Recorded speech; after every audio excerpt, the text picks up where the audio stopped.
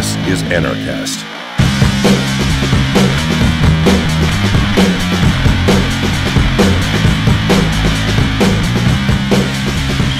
Hey everybody, welcome to another edition of Anarchast. I have another returning guest. I'm starting to feel like, you may feel like there's only 20 anarchists on Earth because now we've started to actually revolve guests, but that's not the case at all. We're actually at PorcFest, and I'm actually seeing a lot of people who we've interviewed in the past, but over the internet. So it's way better in person, so we can see each other and then be here at PorcFest, which is really cool. And Stefan Molyneux, and thanks for being with us again. My Stefan. pleasure. Good to see you again. Yeah.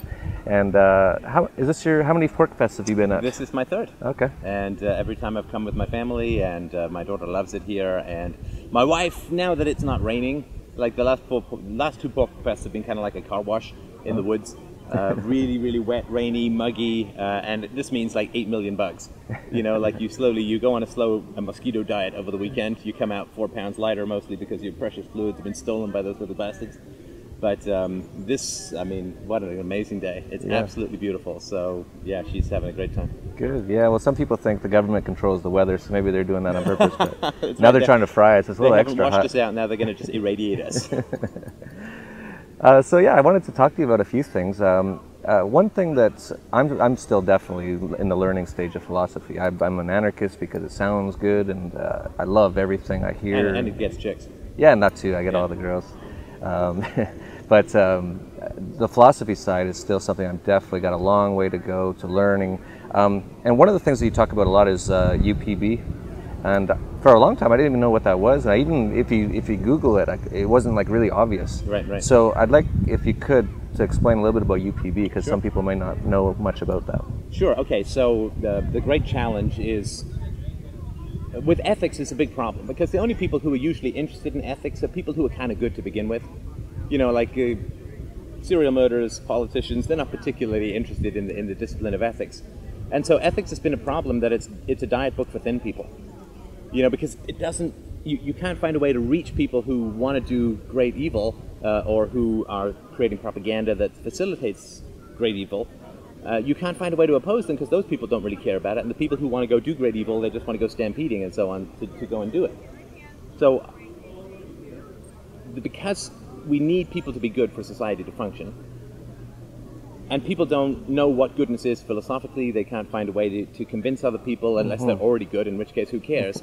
And so because of that, people have turned to two things. They've turned to gods and they've turned to governments to force people to be good. And there's a carrot, right? The carrot is you get to be free in the government world, or you go to jail. That's the stick. Whereas in religion, you get to go to heaven or you have to go to hell.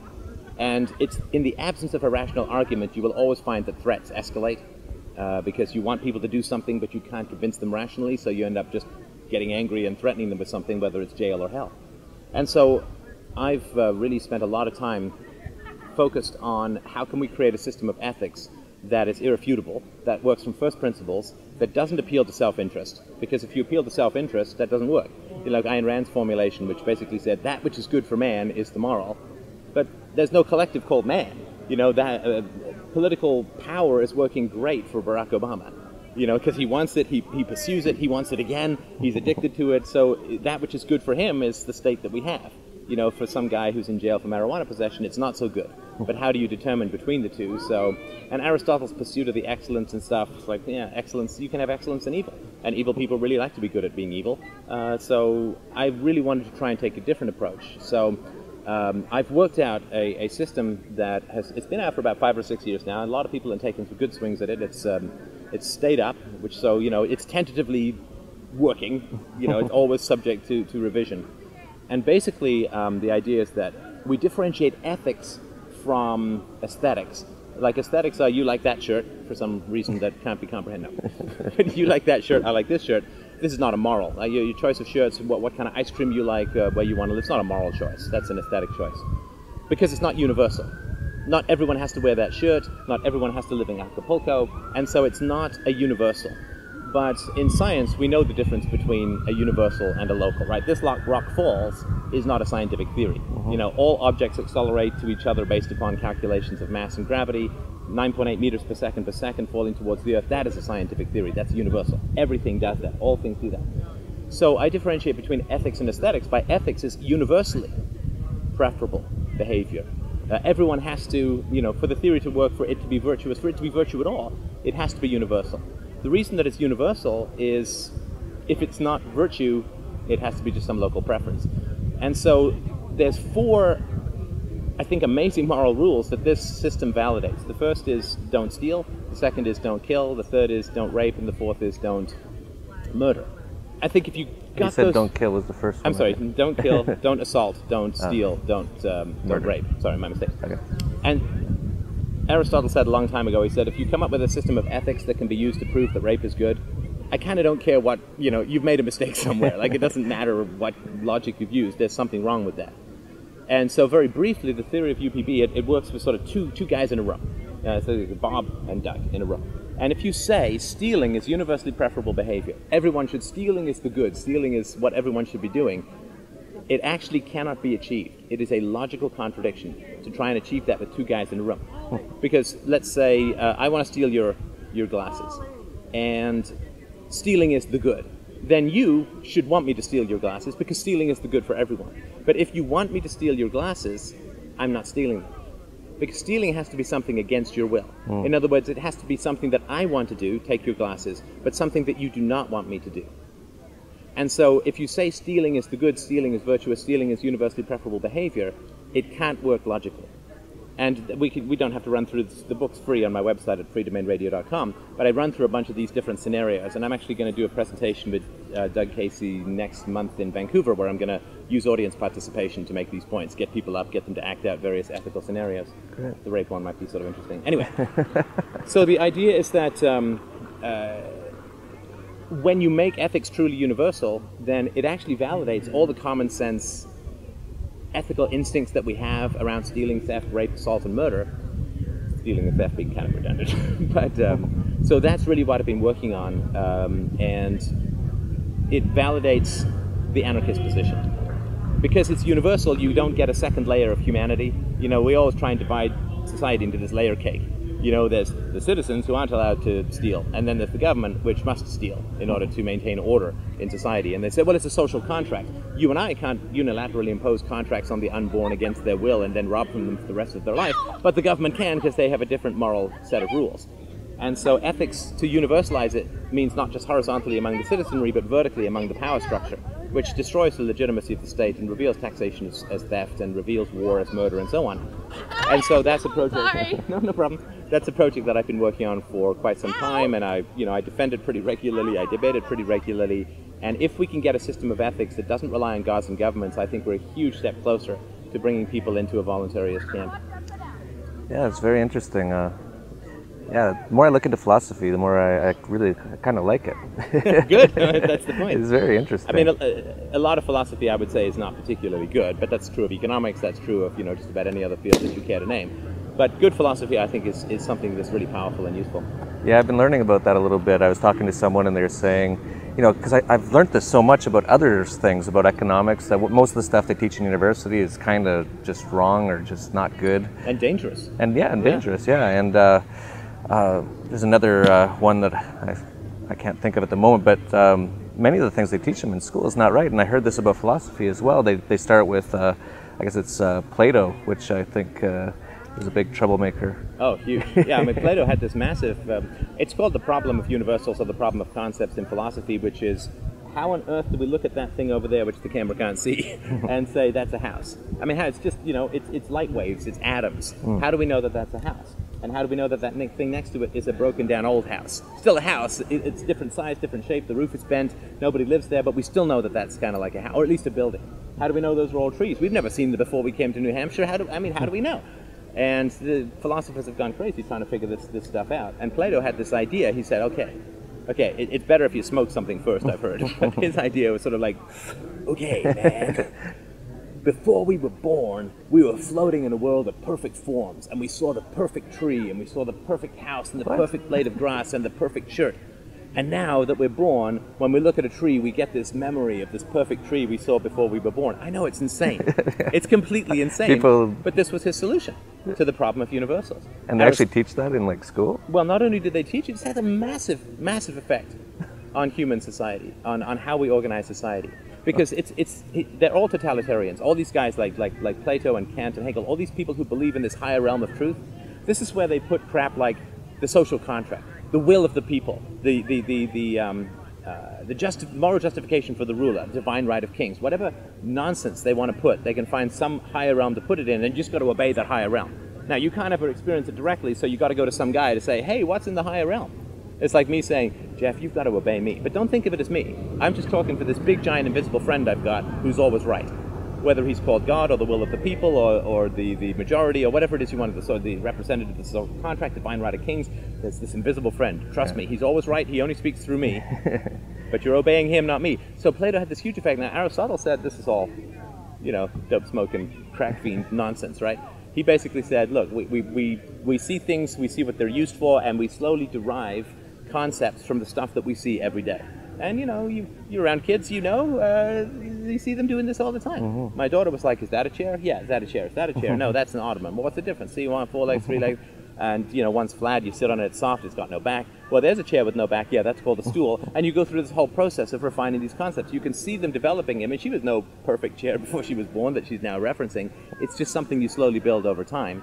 And the reason that that's important is because if concepts, sorry, it's mildly technical, if concepts are imperfectly derived from instances, in other words, if we get the concept of a chair from looking at a whole bunch of chairs, if we come up with something about a chair that is not representative of chairs, we're wrong.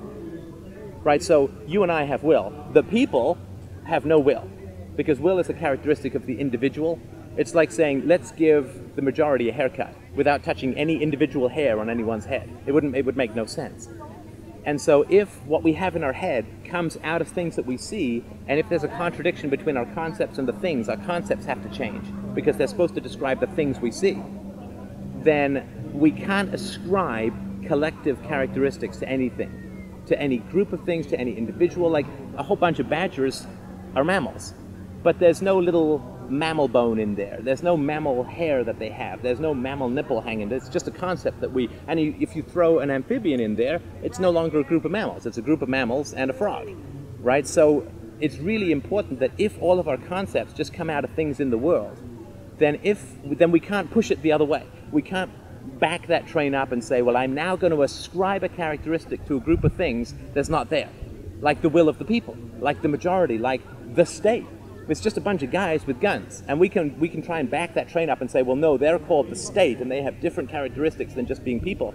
But if we take the Aristotelian view, which is also the objectivist view, that stuff in our head has got to accurately describe things in the world, and if it doesn't, we're wrong. We don't get to back that train up and ascribe different things to things in the world, new characteristics. The state can steal and it's good. I mean, this is all nonsense.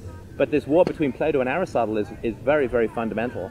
And Aristotle is used for the free market, he is used for individualism.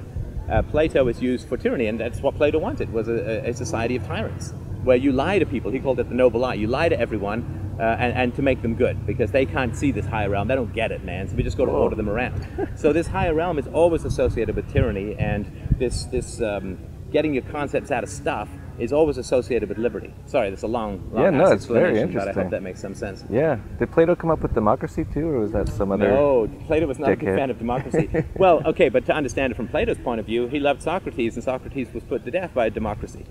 They voted to kill him. So no, he was not a big fan. In fact, Plato tried to get involved in politics. In Syracuse, he tried to get involved in politics because he wanted to fix the system from inside. He was almost killed. He was sold off into slavery. He had to escape. I mean, he had not a good brush with politics, so he was not a big fan of. You got a grass house on you? Oh, sorry. He's gone. Yeah, he was not a big fan of democracy or the will of the people. So he felt that you need enlightened philosopher kings who understood this higher realm, this perfect realm, and they would tell everyone what to do, and they'd have to lie to them, because these poor saps, they can't get to the higher realm, and they don't know what you're talking about. So you've got to give them a noble lie.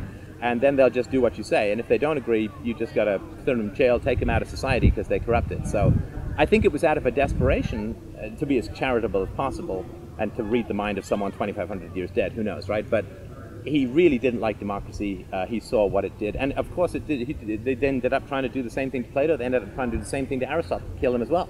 And he had to escape and say, I am not going to let Athens sin against philosophy twice. And so they did not have a great deal of luck with the political system of the day, which is true for philosophers throughout history, who actively espouse individualism and critical thinking. Interesting. I never knew any of this. I guess It's great stuff. Yeah. The history of philosophy is like, I don't mean, it's gripping stuff. I mean, because this informs the mental map of how everyone looks at the world. But we don't know about it because studying the history of philosophy is studying a whole series of rational oppositions to the oligarchies that rule us, and they don't really want to teach that stuff too well, right? Right. I had Bob Murphy on yesterday, and I asked him a question which I thought was interesting, that, what would you say to a young person who might want to go to, say, Harvard and take economics? Would you say, go do it? And I'll ask you the same question. To a younger person, should they go to university and learn philosophy, or should they just watch Free Domain Radio YouTube videos all day? Well, I think I would suggest that they go to learn logic, because logic is philosophy. To learn the history of philosophy is interesting, but I don't think you need to be in a classroom to do that. I think that, it's that line from Good Will Hunting, you just spent $150,000 in an education you could have got for a library card and $3 in late fees from the New York Public Library. I think philosophy is in conversation. I think you can read about it, you can talk about it, but the whole point of philosophy is it's a spinning wheel that's got to hit the road. Philosophy is very abstract, and you get all these crazy scenarios, like Bob's wife is dying of some disease and it's $10,000 for the pill, and the pharmacist, well, he doesn't have the money, can he go and steal? And things that people don't really face that in your life. So philosophy, I think, is really around, seek the truth, learn the truth, and then you got to speak the truth, and you got to take the consequences. That, to me, you don't study medicine except to cure people, to do something in the world. And so I think you study philosophy, but the great danger is you end up just studying philosophy, not stimulating virtue and challenging irrationality and unjust authority in the real world.